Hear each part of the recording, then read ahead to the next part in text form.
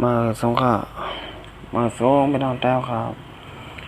ตีอยู่ในเมืองถึงไทยและในเมืองถึงไทยเนี่ยเนาะเมื่อในวันที่ห้าเดือนที่เก้าปีอังกฤษ2019ค่ะข่าวยาม9 โมงไปเนี่ยเนาะในถึงไทยคำขึ้นในเนี่ยเนาะมาหอบมางากันเนี่ยเนาะทั้งข่าวใจยัดหนุ่มเนี่ยเนาะคำในก็เนี่ยมาอบมาดัดลองการบ้านการเมืองการศึกการแท้งเนี่ยเนาะเพราะว่าพอยามหมดแล้วเนี่ยเนาะในเมืองถึงแต้วค่ะเนี่ยต้อง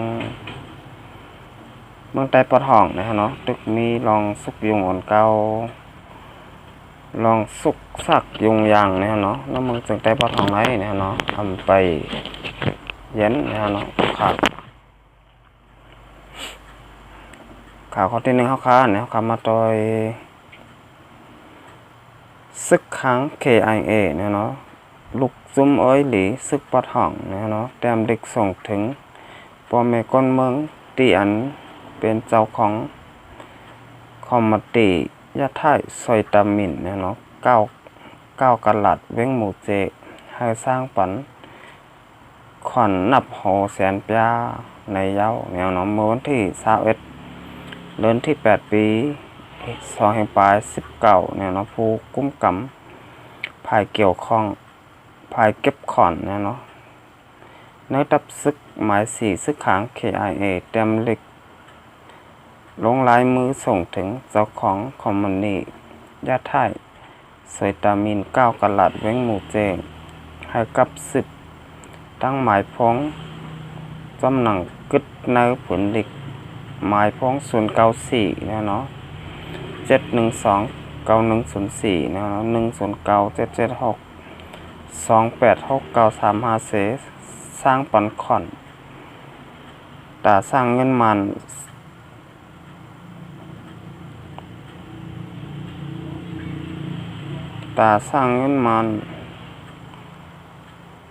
26 ล้านนะฮะเนาะ26 ล้านปยาแลพอวันที่30เดือนที่8ปี2019ในให้เปลี่ยนบรรลุสุด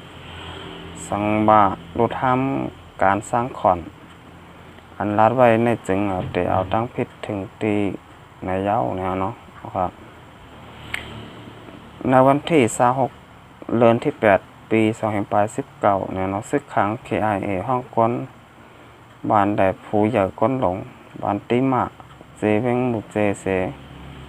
เด็กสื่อตีลิ้นก้นบ้านอันมีไผ่จานบ้านติมาแหล่ก้นบ้านอ่ำหันดีอ่ำไรขายปันบ้านไหนเนี่ยเนาะค่ะเนี่ยเป็นข่าวเกี่ยวกับซึกดีปอทองเนี่ยเนาะซึกขัง KIA เนี่ยเนาะก็ย้อนเงินย้อนตองเนี่ยเนาะย้อนซื้อปาติลินก้นบ้านก้นเมืองเนี่ยเนาะก้อยกาก้นบ้านก้นเมืองก็ขายปันเนี่ยเนาะสามารถขายปันยาวในซ้ำเด็กก็อยู่ที่ราคาเนาะเป็นติลินปุ่มหมอนหน้ายาเขาค้าเนี่ยเฮ็ดมาสร้างมาไว้ปันเนี่ยเนาะสามารถขายกว่าเนี่ยก็มันเตรียมมียาวแต่ลกแต่ร้านเขาค้าเนี่ยเนาะตีขายปันซื้อขางเขาในว่นถูกยาวเนี่ยเนาะตีลินในหาอย่าพาเงินคำในหาไรเนี่ยเนาะเงินคำในเขาค้าหาไรหาตีละก็ไรเนี่ยเนาะตีลินเขาค้านั้นเนี่ยสามารถ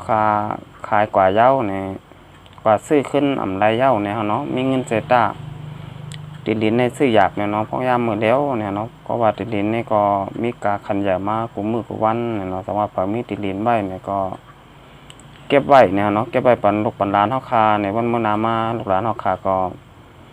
ตีมีตีอยู่ตีเศร้าตีอยู่ตีกินเนี่ยเหมือน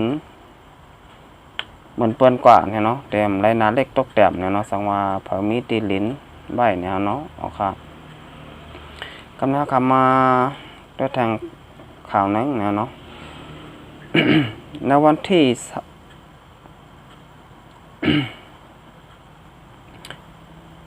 1เนี่ยเนาะวันที่1เดือนที่9ปี2019ค่ะปาร์ตี้โฮเซอร์เนี่ยเนาะมาต้วยนำถมตี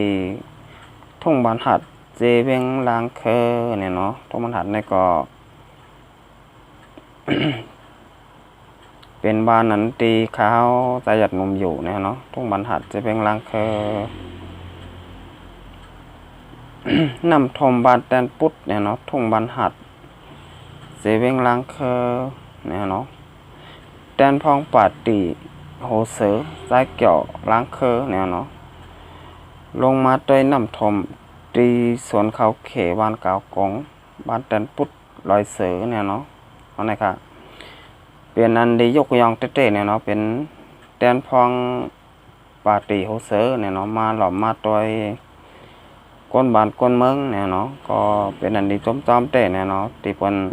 มาหลอมมาด้วยก้นบานพ่อแม่พี่น้องก้นเมืองเฮาคาเนี่ยเนาะสาเกี่ยวล้างเคอเนี่ยเนาะแตนพองปาตีโหเสือเนี่ยเนาะอันนี้ก็เป็นอันดีย่องอ้ํเต้เนี่ยเนาะเป็นเฮ็ดการบ้านการเมืองเนี่ยเนาะก็โหลมาลำด้วยก้นบ้านก้นเมืองเนี่ยเนาะมื้อนังปาตีมังปาตีเนี่ยเนาะมาลำมาด้วยพ่อแม่ก้นเมืองเฮาคาเนี่ยเนาะอันเป็นปาตีโฮเซอร์เนี่ยเนาะตาเกี่ยวเนี่ยเนาะอยู่ดังเคอเนี่ยเนาะก็มาด้วยน้ำทมเนี่ยเนาะที่ทุ่งบานหัดเนี่ยเนาะวันแต่ปุดลอยเสือกาวโกงเนี่ยเนาะอันนี้ก็ได้ว่าเป็นรองลีเนี่ยเนาะที่อันแตนพองเฮาคาเนี่ยเนาะตาเกี่ยวเนี่ยเนาะเว้งลังเคอเนี่ยเนาะลงมาด้วยมาหลอมมาด้วยน้ำทมเนี่ยเนาะก็เลยด้วยในคลิปอยู่เนี่ยเนาะบ้านแตนปุดลอยเสือแตนปุดเนี่ยเนาะน้ำทมในดิโกเต้ๆค่ะเลยหันในคลิปอยู่เนี่ยเนาะก็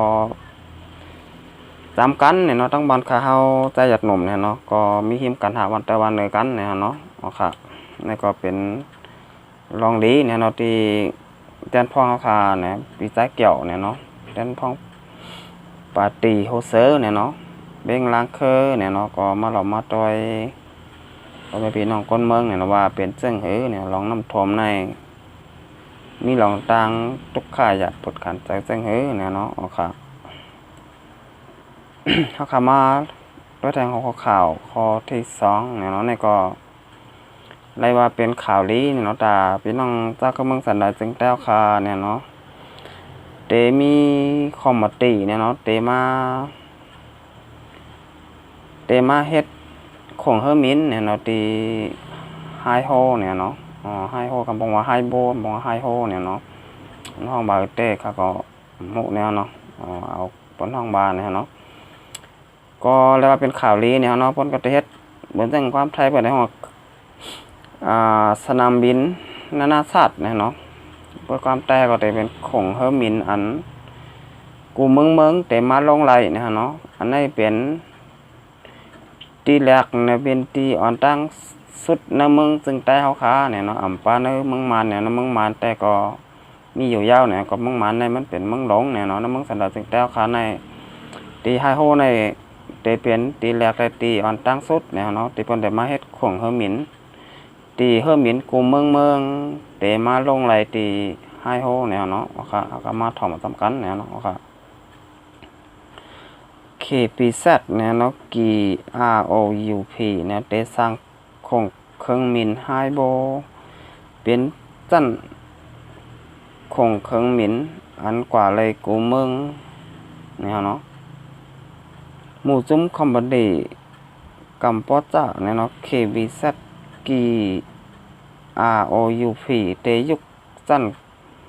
ของเครื่องมินไฮโบเป็นจั่นกว่ามาเลยกูเมืองเสเนี่ยเนาะไฮโบก็ได้เปลี่ยนมาของเฮอร์มินกูเมืองกำหมอนต่างสุดในเมืองถึงใต้แหล่ตี4ในเมืองห่มตุ่มเมืองมานในเย้าเนี่ยได้ฮู้ว่าอำเภออำนาน KBZ GROUP และห้องการหลงภายกุ้มกำสายการมินเนี่ยเตลงลายมือตกลงกันตังตกลงกันตาแผนการของเครื่องมินไฮโบในเย้าเนี่ยเนาะผู้มีผลพร KBZ GROUP เขารัดไว้ว่าเนี่ยเนาะคอมพานีเฮาได้สร้างของเครื่องมิน ไฮโฮเป็นของเครื่องมินกูเมืองทนสีในเมืองคมตุ่มเมืองมันเนี่ยเนาะเพราะเย้ากว่าแต่เนี่ยเนาะลูกตีเมืองใต้เตไรกว่า เมืองนอกกำสือนะฮะเนาะเย้าก็เนี่ยอำจะว่าได้เป็นของเครื่องมินลงปองจึงกุ้มกำเนี่ยเนาะได้เป็นมาของเครื่องมินอันคอมมานี ส่วนเดียวจัดการเนี่ยเนาะอุบโอกันตั้งลงปองจึงยาวๆเนี่ยเนาะมือเหลียวตึกอุบกันตาลงลายมือกันจันลื่นสุดเนี่ยเนาะอันนี้ก็